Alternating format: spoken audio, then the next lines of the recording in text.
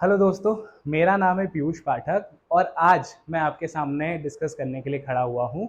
MPPSC mains 2024 का जो economy वाला जो पेपर है, अगर आप हमारे चैनल से जुड़े हुए हैं तो आपको ये पता होगा कि हम एक फ्री ऑफ कॉस्ट सीरीज़ आपके लिए चला रहे हैं यूट्यूब पर, जिसमें हम एमपीपीएससी मेंस 2024 का जो इकोनॉमी वाला पेपर है उसको पूरी तरीके से कवर करने की कोशिश कर रहे हैं। ठीक है, इसमें हमने स्टार्ट किया है एमपी की इकोनॉमी से। आप हमारे चैनल पर जाकर पिछले वीडियो देख सकते हैं। हमने वहाँ पर हॉर्टिकल्चर, फिशरीज, एनिमल हस्बेंड्री, ठीक है, उसके अलावा major crops of the MP दो पार्ट्स में कवर किया है। और आज उसी सीरीज के अंतर्गत हम क्या करने खड़े हुए हैं, cropping pattern in Madhya Pradesh. ठीक है, तो आज इस टॉपिक को हम इस वीडियो के थ्रू कवर करेंगे। साथ में देखेंगे कि किस तरीके से क्वेश्चंस आते हैं, देखेंगे कि मध्य प्रदेश में क्रॉपिंग पैटर्न क्या होता है, कितने एरिया में होता है, एक्चुअल में क्रॉपिंग पैटर्न क्या होता है। ठीक है, फिर मध्य प्रदेश में क्रॉपिंग किस किस तरीके से की जाती है, क्रॉप इंटेंसिटी क्या होती है, क्रॉप इंटेंसिटी को बढ़ाने के लिए क्या क्या मेजर्स लिए जाते हैं। साथ में देखेंगे कि मध्य प्रदेश के एग्रो क्लाइमेटिक जोन्स समझेंगे और उसका आंसर मेंस में कैसे लिखा जाता है, इस पर ध्यान देंगे। ठीक है, तो हम आगे बढ़े वीडियो में, उससे पहले मैं आपको बताना चाहता हूँ कि हम एमपीपीएससी 2024 प्रीलिम्स को टारगेट करके एक टेस्ट सीरीज चालू करी है मात्र 99 रुपीज़ में। ठीक है, जिसमें आपको कितने 39 टेस्ट मिलेंगे। ठीक है, और ये जो टेस्ट सीरीज है आप हमारे एप्लीकेशन DIB जो है यहाँ से परचेज कर सकते हैं, और आपको कुछ भी इशू हो तो आप इस नंबर पर कांटेक्ट कर सकते हैं। ठीक है, तो ये तो हो गई बेसिक इन्फॉर्मेशन। अब हम स्टार्ट करते हैं हमारा मेन टॉपिक। तो देखिए मेरे पीछे बोर्ड पर लिखा हुआ है paper 3 part 1 economy of MP, और जो टॉपिक है वो क्या है, क्रॉपिंग पैटर्न। ठीक है, तो क्रॉपिंग पैटर्न का डेफिनेशन क्या होती है, सबसे पहले उसके साथ स्टार्ट करते हैं। क्रॉपिंग पैटर्न क्या होता है, तो cropping pattern refers to the proportion of the land under cultivation of different crops at different point of time. अब देखिए डेफिनेशन तो है, आपको इसमें की पॉइंट्स पकड़ने हैं। की पॉइंट्स क्या, प्रपोर्शन ऑफ द लैंड, ठीक है, different crops and different point of time. मतलब एक किसान, एक फार्मर अपने एक प्रॉपर लैंड में, एक proper portion of the land में कौन सी क्रॉप कर रहा है, कौन सी फसल कर रहा है और कितने टाइम के लिए कर रहा है। ठीक है, ये जो पैटर्न होता है इसे क्या कहते हैं, क्रॉपिंग पैटर्न कहते हैं। ठीक है, जैसे कि अगर मैं आपको नॉर्मल बोलचाल की भाषा में बताऊं तो एक किसान है, अगर वो एक साल की 3 फसल निकालता है या 4 फसल निकालता है अपने अपने फार्म से, अपने अपना जो लैंड एरिया है उसका, उससे अगर वो 4 क्रॉप अ ईयर निकालता है, 4 क्रॉप अ ईयर, तो वो उसका क्या हो जाएगा, क्रॉपिंग पैटर्न हो जाएगा। मतलब उसके फिक्स प्रोपोर्शन ऑफ लैंड में कितने टाइम तक कौन सी फसल होती है, कौन सी क्रॉप होती है, उसको आप क्या बोलेंगे, क्रॉपिंग पैटर्न बोलेंगे उस लैंड का। ठीक है, अब क्रॉपिंग पैटर्न के हिसाब से अगर मैं देखूं तो डिफरेंट पॉइंट ऑफ टाइम में क्या होता है, indicate the time and arrangement of the crop in particular land area. जैसे मान लीजिए कि रबी क्रॉप में किसी ने, रबी की जो फसल होती है उसमें किसी ने गेहूं उगा दिए, फिर जो जायद क्रॉप आई इसमें किसी ने वाटरमेलन उगा दिए, और जैसे खरीफ की क्रॉप आई तो उसमें क्या उगा दिए, राइस उगा दिए। ठीक है, तो ये सारे जो होते हैं ये एक तरीके से पूरी जो साइकिल होती है या क्या कहलाती है, क्रॉपिंग पैटर्न कहलाती है। अगर मैं मध्य प्रदेश की बात करूं तो जो फूड क्रॉप्स हैं वो कितना एरिया कवर करते हैं, 17,127,000 हेक्टेयर्स, और जो नॉन फूड क्रॉप्स हैं वो करते हैं 7,996,000 हेक्टेयर्स। और अगर मैं टोटल एरिया मिला लूँ तो वो हो जाता है लगभग 25,123,000 हेक्टेयर्स ऑफ द लैंड। मतलब इतने लैंड पे क्या होता है, क्रॉप्स होती हैं एमपी में, उनकी बुआई होती है।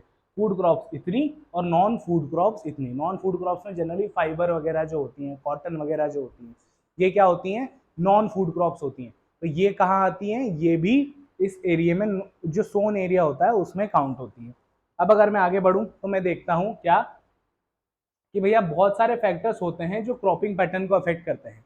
देखिए एक रीजन है, वहाँ के सोशल इकोनॉमिक कल्चरल पॉलिटिकल बहुत सारे फैक्टर्स हो सकते हैं जो उस एरिया में कौन सी क्रॉप हो रही है और कितनी देर के लिए, वो कितने दिनों के लिए वो क्रॉप हो रही है, उसको क्या करेंगे, इफेक्ट करेंगे। तो सबसे पहले हम देखते हैं जोग्राफिकल फैक्टर्स या फिर फिजिकल फैक्टर्स क्या होते हैं जो क्रॉपिंग पैटर्न को इफेक्ट करते हैं।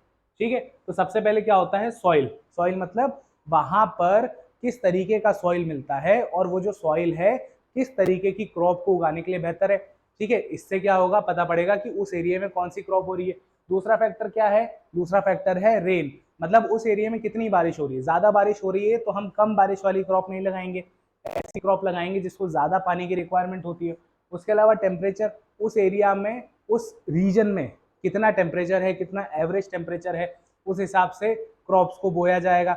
जैसे कि रबी की क्रॉप होती है जिसमें गेहूं होता है, उसको टेम्परेचर कम लगता है, ठीक है, और वहीं खरीफ की क्रॉप रहती है उसको रेनफॉल ज़्यादा लगती है। तो ऐसा रीजन जहाँ पर रेनफॉल ज़्यादा है वहाँ हम क्या उगाएंगे, खरीफ की क्रॉप उगाएंगे, और जहाँ पर हमें रेनफॉल कम लग रही है, टेम्परेचर ठंडा लग रहा है, ड्राई सीजन लग रहा है, वहाँ पे हम क्या उगाएंगे, रबी की क्रॉप उगाएंगे जिसमें गेहूं वगैरह आते हैं, ठीक है। उसके अलावा जो है क्लाइमेट, जैसे मैंने आपको बताया, रेनफॉल, टेम्परेचर, ये सब मिला के क्या बन जाता है, क्लाइमेट। तो ये 4 फैक्टर्स होते हैं फिजिकल या फिर जोग्राफिकल फैक्टर। कौन से, सॉइल हो गया, रेनफॉल हो गई, क्लाइमेट हो गया और टेम्परेचर हो गया, ठीक है। अब हम दूसरे तरीके के फैक्टर्स की बात करते हैं। कौन सा factor, historical factors. Historical factors जैसे कॉलोनियल पीरियड में, जो जैसे कि आपने सुना होगा जब आप हिस्ट्री पढ़ते थे, तो जो ब्रिटिश जो होती थी गवर्नमेंट, वो क्या करती थी, फोर्स करती थी किसानों को, किसके लिए, इंडिगो की फार्मिंग के लिए, नील की खेती के लिए फोर्स किया करती थी, ठीक है। तो आज भी किसी किसी एरिया में नील की खेती ही होती है ना, इंडिगो फार्मिंग ही होती है। दूसरा रीजन क्या होता है, जमींदारी सिस्टम। आपने देखा होगा कि ब्रिटिश के टाइम पर 2-3 टाइप के लैंड सेटलमेंट आए थे, जिसमें से महलवाड़ी होता था, रायतवाड़ी होता था, ठीक है। उसके अलावा एक और कौन सा होता था, परमानेंट सेटलमेंट। 3 तरीके के लैंड सेटलमेंट होते थे। तो उसमें जमींदारी सिस्टम बहुत प्रेवलेंट होता था कि जमींदार के पास एक बहुत बड़ा लैंड होता था जिसपे वो किसानों को एज अ लेबर रख के क्या करवाता था, फार्मिंग करवाता था, ठीक है। तो ये फैक्टर्स भी अफेक्ट करते हैं कि उस एरिया में कौन सी क्रॉप होती है या फिर क्रॉपिंग पैटर्न क्या होता है। तीसरा फैक्टर्स क्या है, स्मॉल होल्डिंग्स। स्मॉल होल्डिंग से मतलब क्या है कि मार्जिनल फार्मर्स हैं। जैसे हमारे यहाँ अगर मैं बात करूँ एमपी में या ओवरऑल इंडिया में, तो लगभग 70 से 80% जो फार्मर्स हैं वो कैसे हैं, मार्जिनल फार्मर्स हैं, मतलब उनके पास बहुत छोटी लैंड होल्डिंग्स है। और वो किस तरीके का एग्रीकल्चर करते हैं, सब्सिस्टेंस फार्मिंग करते हैं, मतलब वो सिर्फ उतना उगा पाते हैं जितनी उनकी नीड्स है, ज़्यादा वो कमर्शियली उसको सेल करने के लिए नहीं उगा पाते, ठीक है। तो ये 3 क्या है, हिस्टोरिकल फैक्टर्स हैं। कौन से, हिस्टोरिकल फैक्टर्स हैं जो इफेक्ट करते हैं क्रॉपिंग पैटर्न को।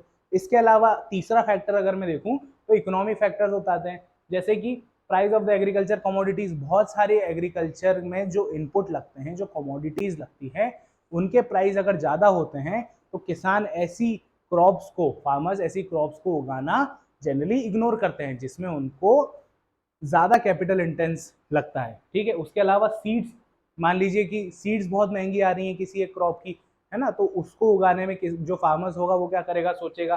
फर्टिलाइजर्स बहुत महंगे आ रहे हैं, इरिगेशन सोर्सेज जो हैं, अब मान लीजिए कोई ऐसी क्रॉप उसने उगा ली जिसको ज़्यादा पानी चाहिए होता है, पर उसके पास क्या है, इरिगेशन सोर्सेज की क्या है, कमी है, तो वो ऐसी क्रॉप उगाना क्या करेगा, अवॉइड करेगा।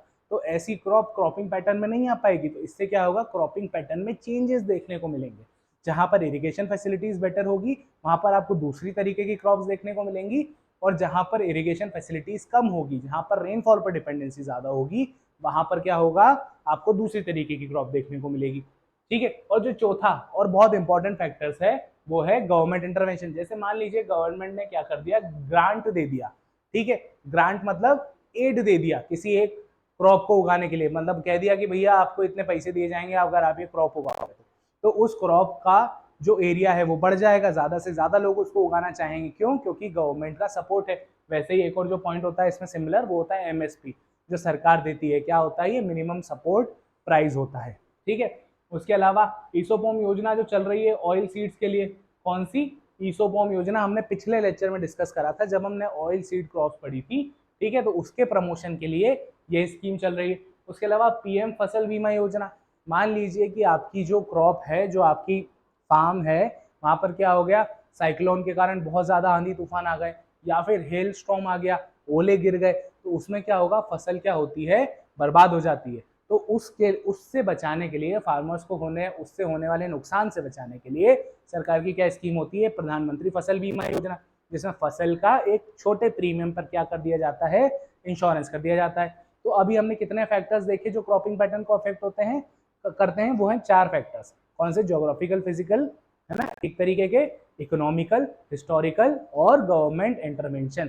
इन सारी चीजों से क्या होता है, किसी भी एक एरिया का जो क्रॉपिंग पैटर्न होता है वो तय होता है, ठीक है। तो आपको समझ में आ गया क्रॉपिंग पैटर्न होता क्या है और वो किन फैक्टर्स के बेसिस पे तय होता है। अब हम आगे बढ़े, आगे देखें। अब इसी में एक जो टर्म होती है वो क्या होती है, क्रॉप साइकिल, या फिर आप उसको क्रॉप रोटेशन कह लीजिए, या फिर उसको क्रॉप सीक्वेंसिंग कह लीजिए।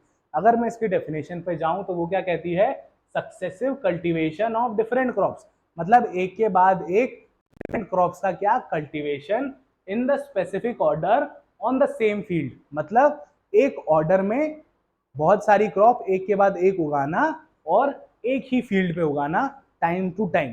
समझ गए आप क्या है मतलब इसका, मतलब एक एरिया ऑफ द लैंड है उसमें सक्सेसिवली क्या है क्रॉप्स उगाई जा रही हैं स्पेसिफिक टाइम के बाद और स्पेसिफिक एरिया में।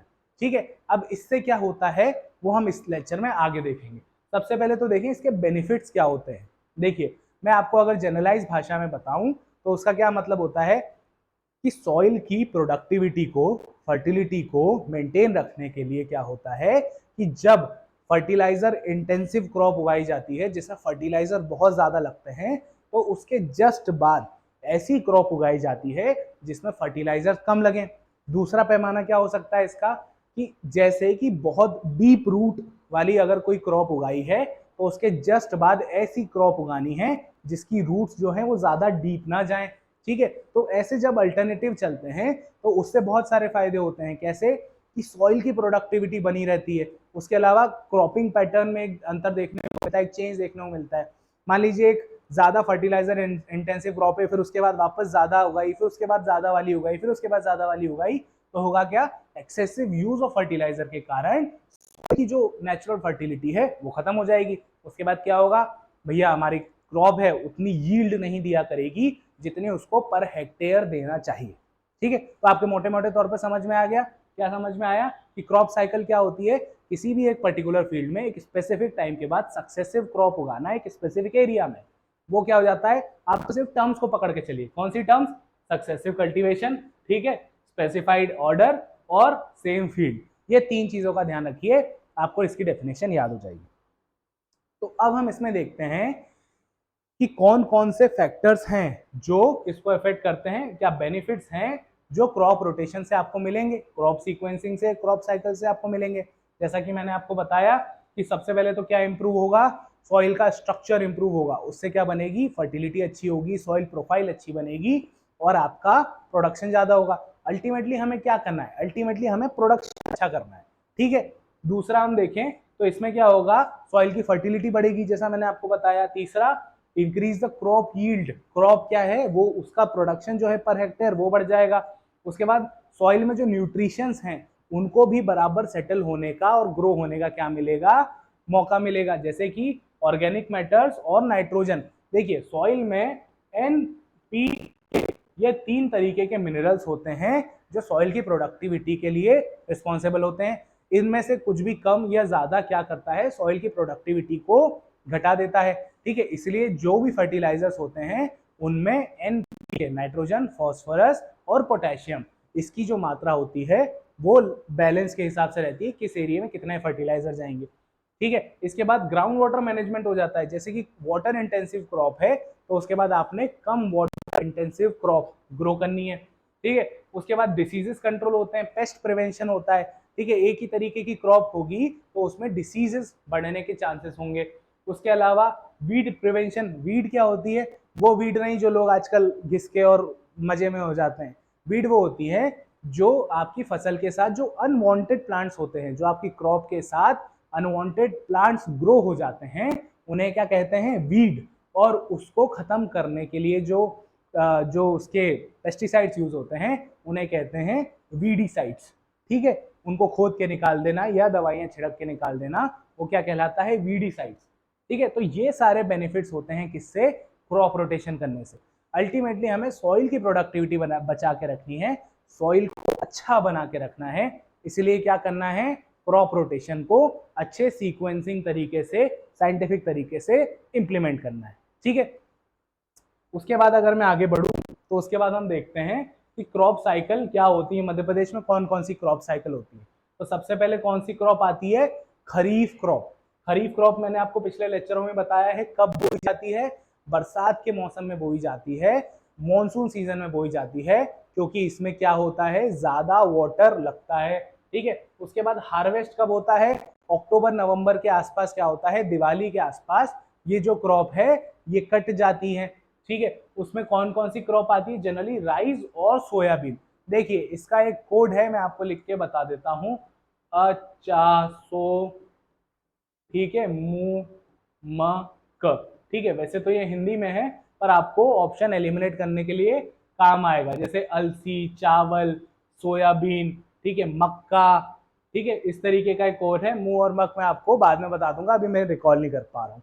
ठीक है, उसके अलावा जो खरीफ क्रॉप होती है वो कहाँ कहाँ होती है, साउथ ईस्ट रीजन में होती है। ठीक है, साउथ ईस्ट रीजन मतलब हमारा ये वाला पार्ट जो हो गया। उसके अलावा सदर्न पार्ट में होती है, जो छिंदवाड़ा, निमाड़ और बैतूल वाला जो पार्ट है, और वेस्टर्न पार्ट में होती है जिसमें अलीराजपुर, झाबुआ, धार मतलब इस वाले पार्ट में होती है।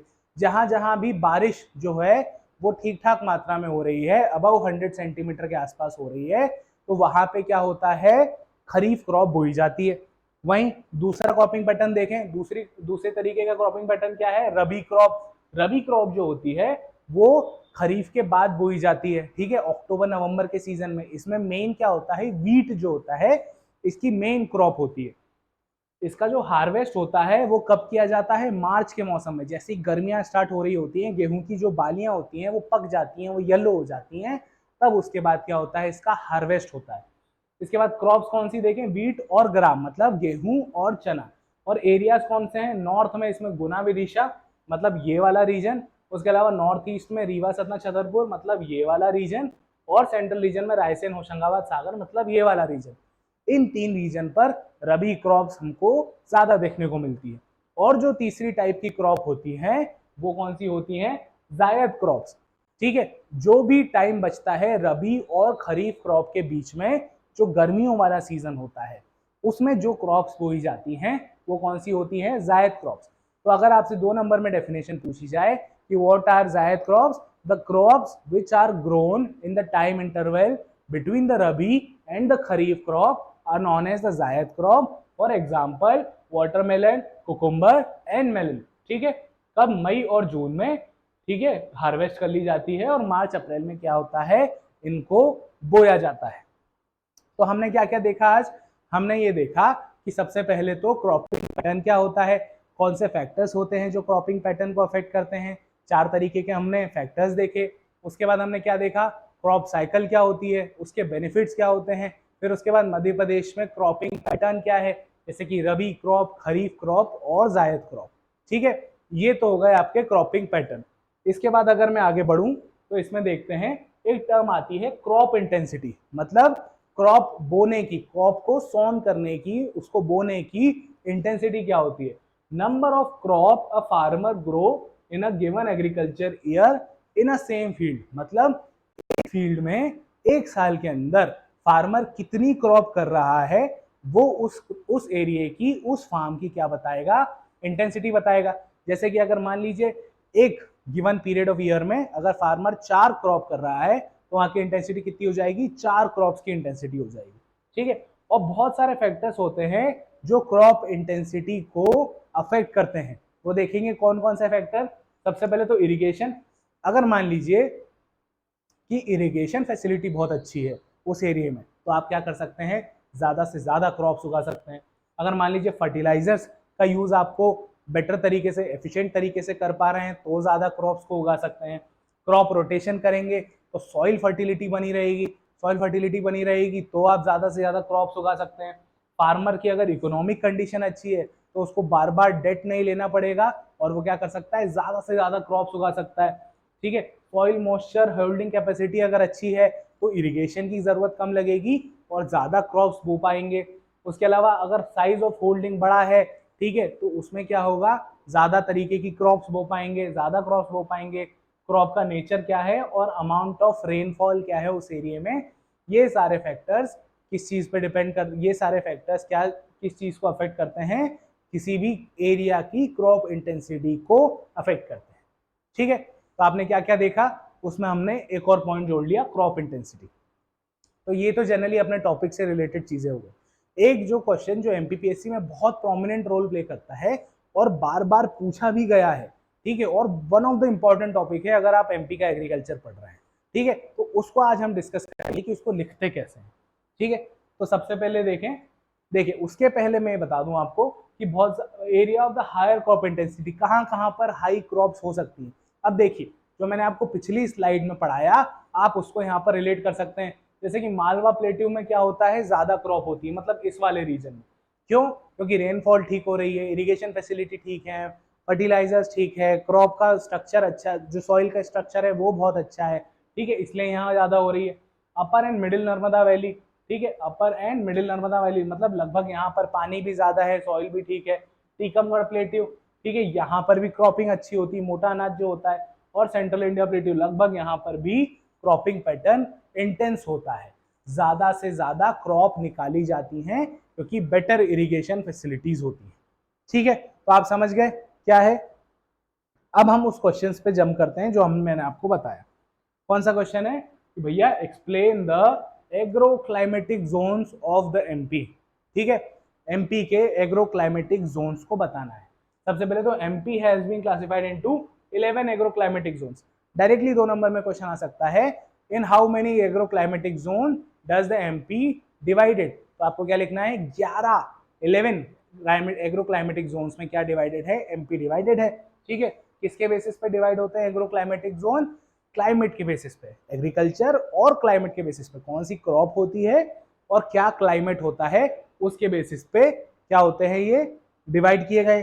अब ये 11 कौन कौन से हैं, इनमें कौन कौन सी क्रॉप होती है, इन रीजन में बारिश कौन सी होती है, रेनफॉल कितनी होती है और सॉइल कौन सा पाया जाता है, ये 4 फैक्टर पे हम इन सारे 11 का क्या करेंगे, एनालिसिस करेंगे।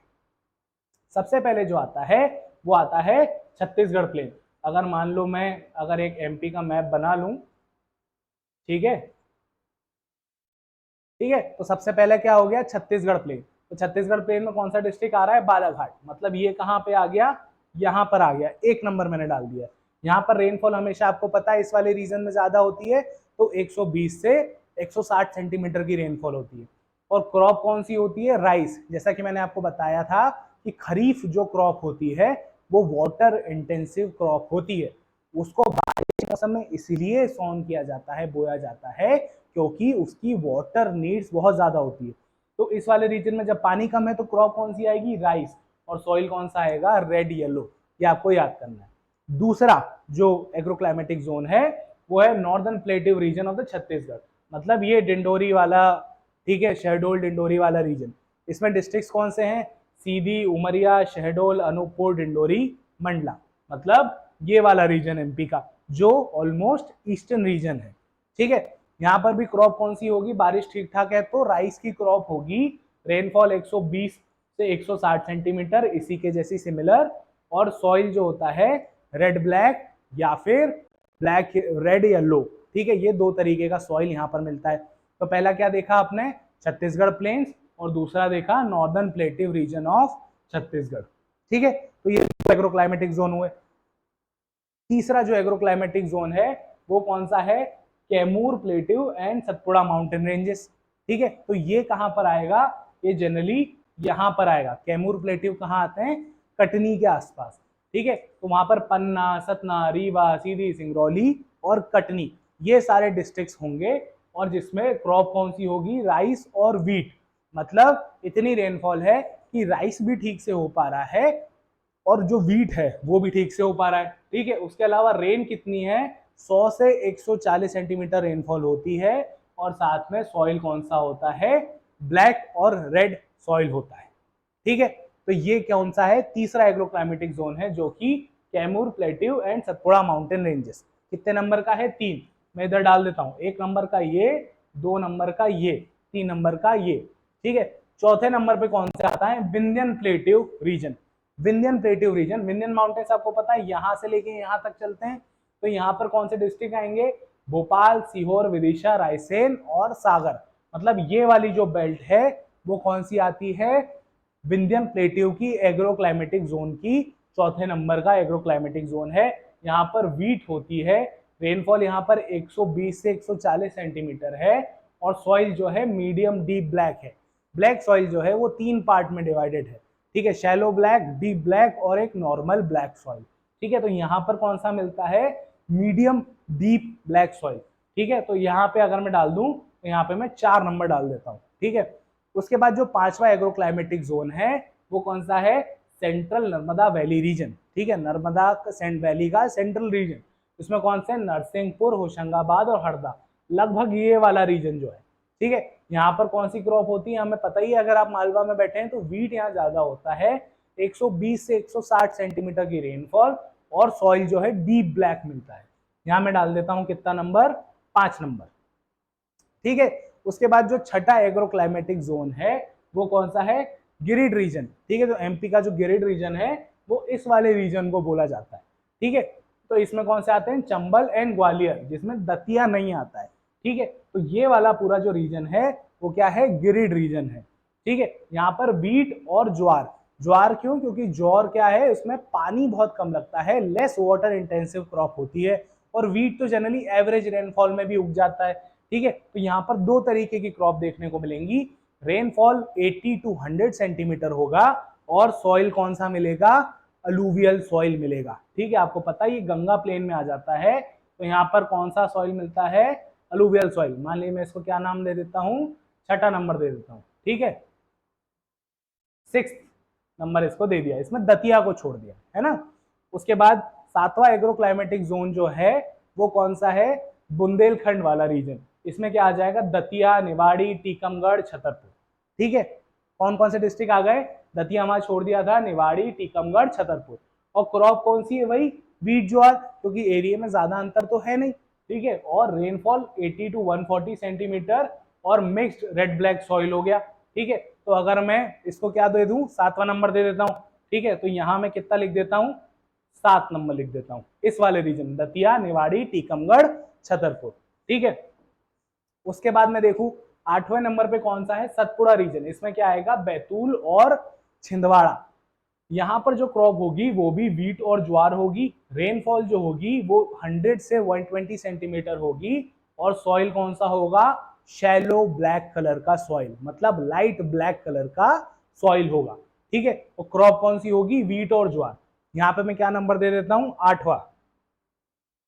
ठीक है, ये जगह खाली रह गई थी, देखो 8वां नंबर। उसके बाद जो 9th है वो क्या है, मालवा प्लेट्यू का रीजन है। मालवा प्लेट्यू में कौन से आते हैं, उज्जैन और इंदौर डिवीजन पूरे आ जाते हैं, कौन सा, झाबुआ और अलीराजपुर को छोड़, क्योंकि ये एक अलग से क्लाइमेटिक जोन बनाया हुआ है। इसमें हमने देखा होगा मालवा में क्या होता है, वीट भी होता है, ठीक है, कॉटन भी होता है, और ज्वार भी होता है।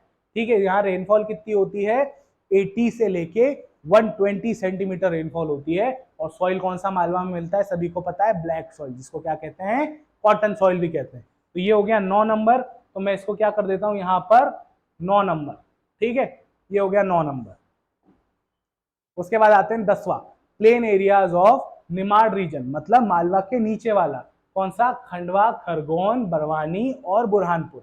यहाँ पर जो क्रॉप हो रही है कॉटन और ज्वार हो रही है, क्योंकि सॉइल कौन सा है, ब्लैक सॉइल है।